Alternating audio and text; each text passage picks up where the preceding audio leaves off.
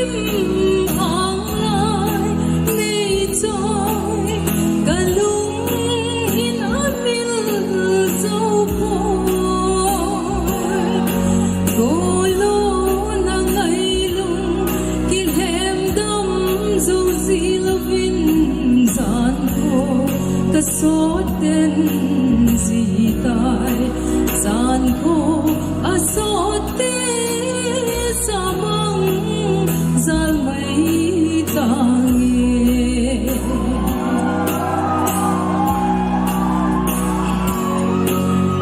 itin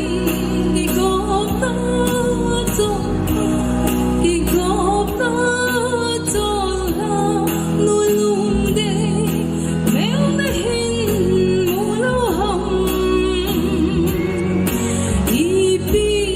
agol si damma hinang tinhin dong temun silung among po'y tinang hinsay pito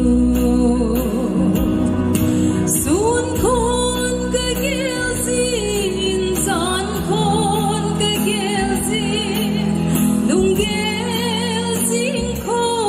at hauzo po lungsin na chamkim ang lai nei choi galung in amil zo golo na ngailung kilhem dam zo zilovin zan ko kasot den zitai zan ko asot samang zalmai tangi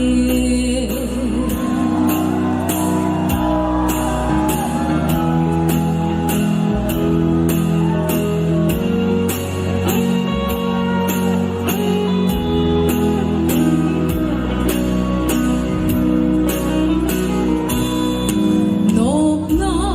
kanay po'y mon na kanay po'y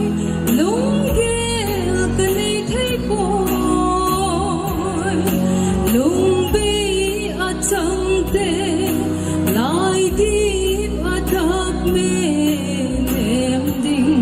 nay lovin sun may tangi zal na chung lunggel ngap na